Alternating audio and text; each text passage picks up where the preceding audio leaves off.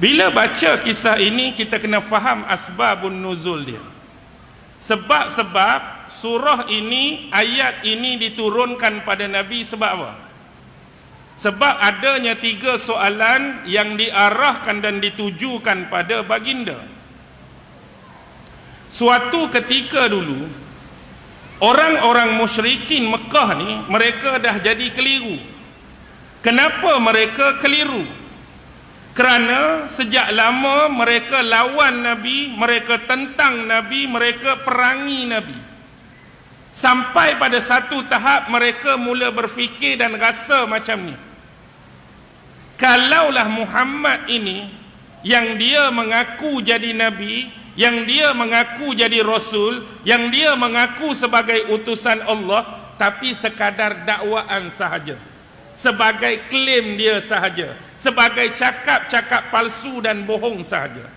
Dan kalau dia memang jenis macam ni, kita lama dah duk lawan dia, kita lama dah duk tentang dia, kita lama dah duk perangi dia, berbaloi belah kita. Pasal apa berbaloi? Sebab hak kita lawan, hak kita tentang, hak kita perangi ni sekadar dakwaan, mengaku-ngaku Nabi dan Rasul, rasa kuat belah kita.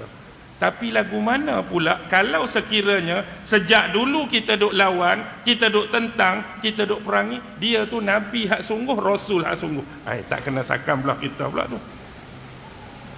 Jadi nak tahu Nabi atau Rasul hak sungguh lagu mana? Hubungan kenabian dan kerasulan bagi masyarakat di Mekah nun sejauh terputusnya Nabi Allah Ibrahim dan Ismail. Lepas Nabi Allah Ibrahim dulu, lepas Nabi Allah Ismail dulu, tak ada dah susu galo dan rangkaian Nabi dan Rasul melalui jalan ni kecuali yang terakhir ini, Muhammad sallallahu alaihi wasallam. Dan ini berbeza dengan orang-orang Bani Israel yang beragama Yahudi. Mereka terlalu dekat dan sinonim dengan salasilah Nabi dan Rasul. Ramai yang datang daripada jalur, daripada belah, daripada keturunan mereka. Bahkan kitab-kitab sebelum ni, sebelum Al-Quran pada Nabi yang terakhir, Taurat turun pada mereka, Zabur turun pada mereka, Injil pun turun pada mereka. Jadi mereka ada manual dalam hidup. Mereka ada kitab yang dalam bentuk syariah, dalam bentuk hukum hakam, bagaimana cara yang sebenarnya harus mereka hidup beragama. Jadi orang-orang di Mekah tak ada panduan ni. Kita nak tentukan sungguh ke tak sungguh. Jadi kita kena pergi tanya siapa? Pergi tanya ulama-ulama robbai-robbai Yahudi di Madinah. Maka dihantarlah 2 orang utusan yang mereka anggap paling cerdas dan paling intelijen, Nadar bin Haris dan Uqbah bin Abi Mu'is. 2 orang ni pergi ke sana, ringkas cerita sikit pasal Nabi Muhammad, bla bla bla bla, gedebak. Nabi Muhammad ni macam ni, keturunan ni, keluarga ni, anak siapa, bilah-bilah bicara dia lagu mana, perangai dia lagu mana, akhlak lagu mana, dakwaan dia Nabi tu lagu mana, dakwaan dia sebagai Rasul lagu mana, cerita lebih kurang. Kalau nak tahu dia benar-benar seorang Nabi dan Rasul, maka kamu balik tanya dan bawa soalan ni, jumpa dia, tanya pada dia 3 soalan ni. Kalau dia boleh jawab, maka dia benar-benar Nabi dan Rasul. Kalau dia tak boleh jawab, dia adalah Nabi dan Rasul sekadar dakwaan claiming dia sahaja. Tuan-tuan pun tahu 3 soalan ni. Nombor 1 pasal siapa? Pemuda beriman yang ditidurkan oleh Allah dalam sebuah gua, Ashabul Kahfi. Soalan yang kedua tentang seorang raja dan pemerintah yang menguasai timur dan barat, yang melakukan lang buana perjalanan yang jauh, merujuk kepada Zulkarnain. Dan soalan yang ketiga ada dalam surah Al-Isra. Yas'alunaka 'anir ruh qulir ruhu min amri rabbi. Tanyakan kepadanya tentang isu dan permasalahan ruh.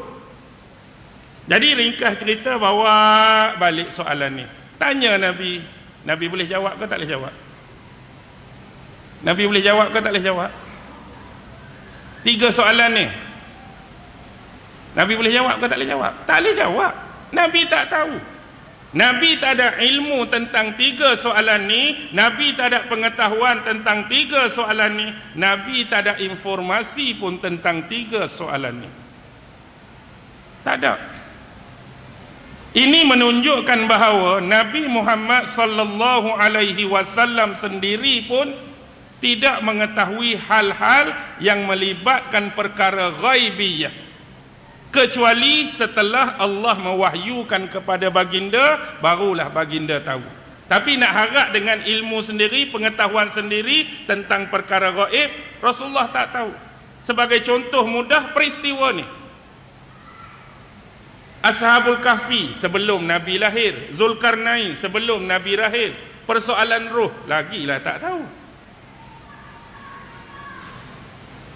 Jadi bila tak tahu, Nabi mengharapkan Allah menyampaikan wahyu atas persoalan tadi, nak bagi jawapan kepada golongan musyrikin yang bertanya. Nabi mengharapkan turunnya wahyu, tapi dalam tempoh 15 hari 15 malam wahyu tak turun. Ada riwayat yang menyebut 17 hari 17 malam tak turun. Sedangkan kawan ni hari-hari duk mari ni, lagu mana? 3 soalan ni boleh jawab ke tak? Tak boleh jawab. Mari pula boleh jawab ke tak? Tak boleh jawab. Mari pula boleh jawab ke tak? Tak boleh jawab. Tuan-tuan, 15 hari 15 malam kira sabak dah tu. Kalau kita 3 hari rasa naik tangan naik kaki dah.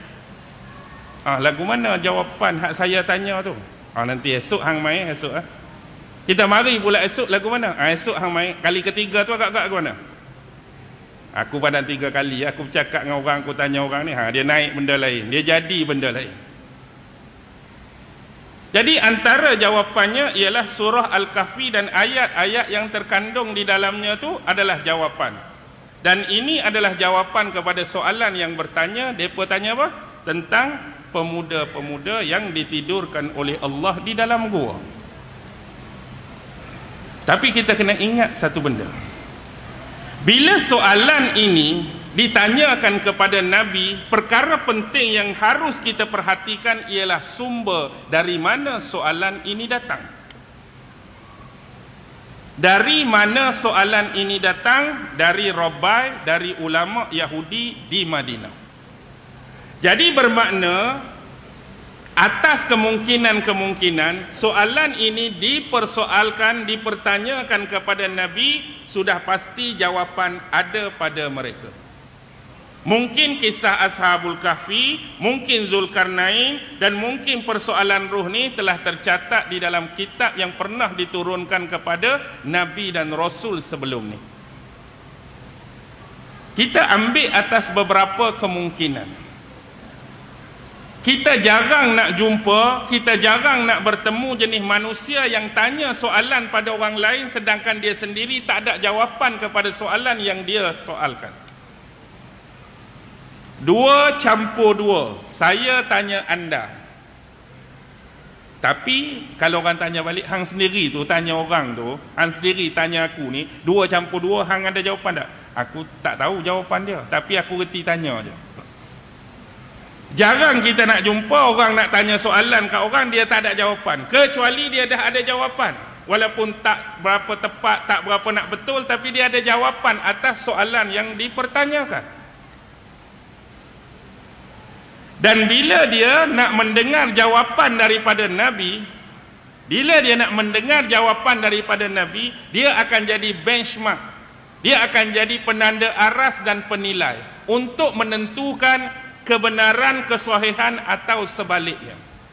Sebagai contoh, bila saya tanya 2 campur 2 4, di sisi saya sudah ada jawapannya 4. Itulah dia punya benchmark, itulah dia punya penilai, itulah dia punya penanda aras. Bila orang tu jawab 5, auto saya akan cakap salah. Kenapa salah? Sebab penanda aras dah saya punyai. Hak sebenar 4. Sebab tu berani mulut saya kata salah. 2 campur 2 naik 9, salah. 2 campur 2 14, salah. 2 campur 2 4, betul. Kenapa saya berani cakap jawapan dia betul? Kerana itulah jawapan yang sebenar. Tetapi kenapa digunakan lafaz al-haq? Kami menceritakan kepadamu kisah mereka dengan benar. Kerana apabila riwayat ini datang daripada orang-orang Bani Israel, lebih mirip lagi orang-orang berbangsa dan beragama Yahudi, maka harus dicermati riwayat mereka.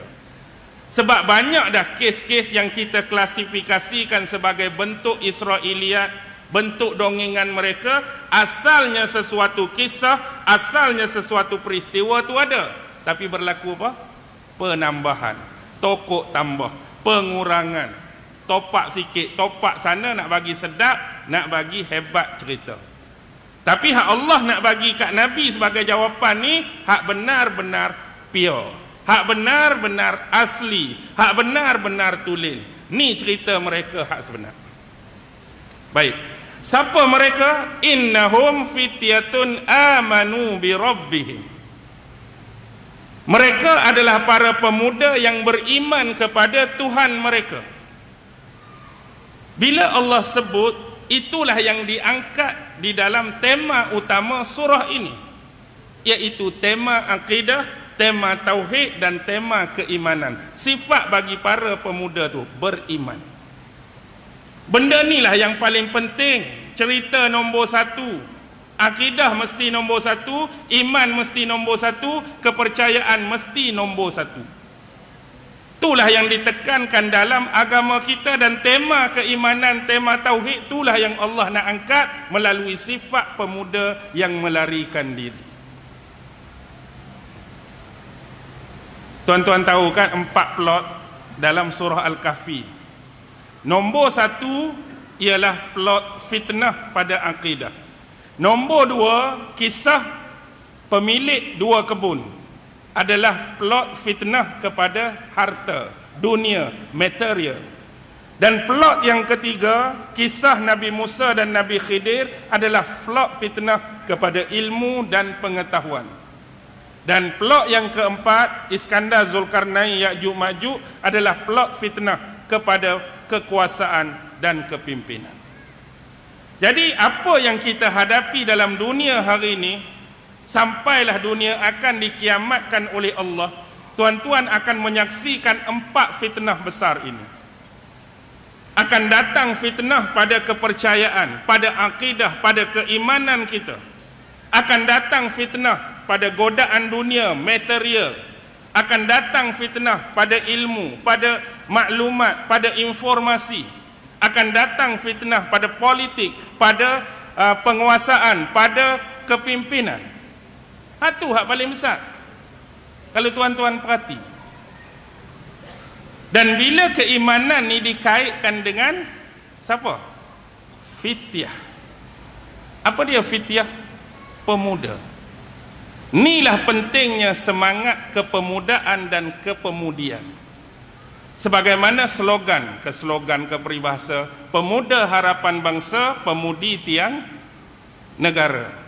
Nak habaq pentingnya konteks kepemudaan dan kepemudian dalam mana-mana masyarakat, mana-mana wilayah, mana-mana kawasan, mana-mana negeri, mana-mana negara sekalipun. Pentingnya orang muda, kekuatan orang muda, kecerdasan orang muda. Orang muda ni satu aset yang cukup penting. Yang inilah yang Allah suruh jaga, dan bagaimana cara kita nak mengacuan dan bentuk mereka menjadi sama seperti sifat yang Allah sebut, pemuda yang beriman. Kenapa pemuda? Dalam ayat 8, dalam ayat 9, Allah sebut apa? Inna ja'alna ma 'alal ardi zinatan laha linabluwahum ayyuhum ahsanu amala. Sesungguhnya kami menjadikan apa-apa yang berada di atas permukaan bumi ini sebagai perhiasan baginya, untuk kami menguji siapakah yang lebih baik amalannya. Muda dan tua memang kita kata perbezaan dari sudut umur, perbezaan dari sudut ilmu maybe, persamaan dari sudut pengalaman maybe, persamaan dari sudut sifat kematangan maybe. Tetapi apa yang kita nak sebut ialah golongan muda yang Allah sebut inilah yang paling mudah terkesan, yang paling mudah terbuka dan terdedah, yang paling mudah tergoda dengan godaan dunia.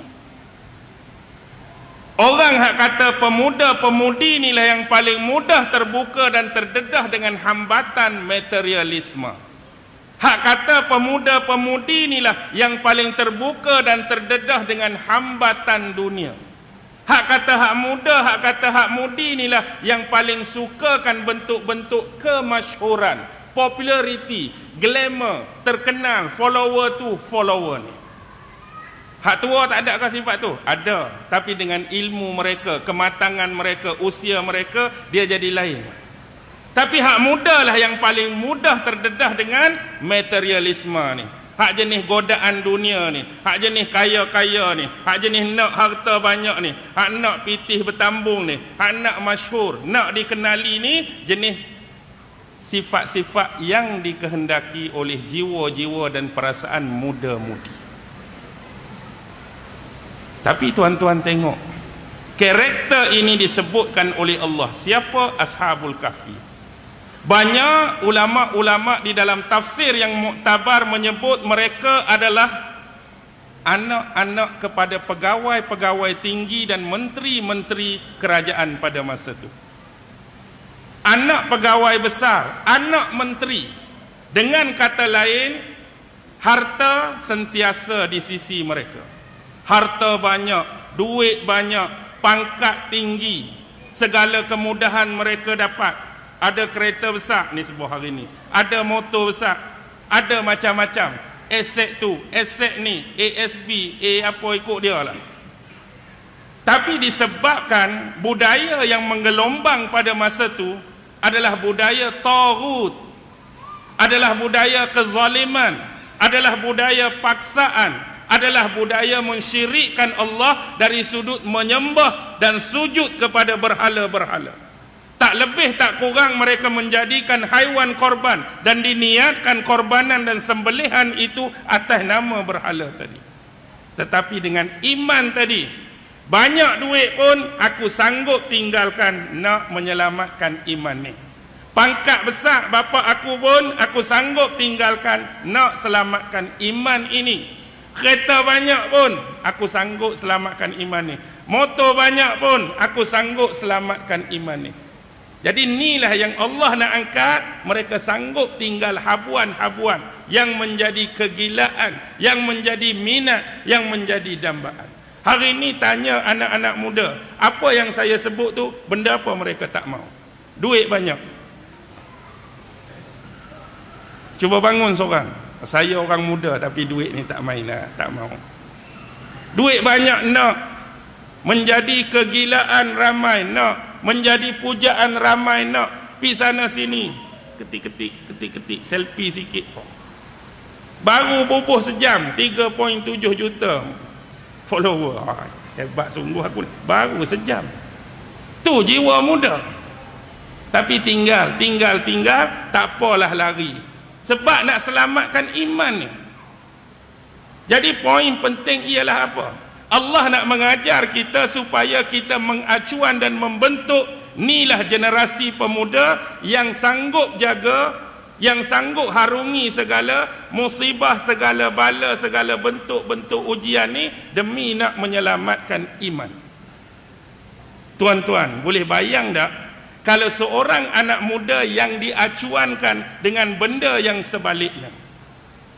Anak-anak muda yang sepatut beriman, mereka diacuankan dengan budaya syirik, mereka diacuankan dengan budaya khurafat, mereka diacuankan dengan budaya dongeng, mereka diacuankan dengan budaya yang lara, yang tak apa-apa.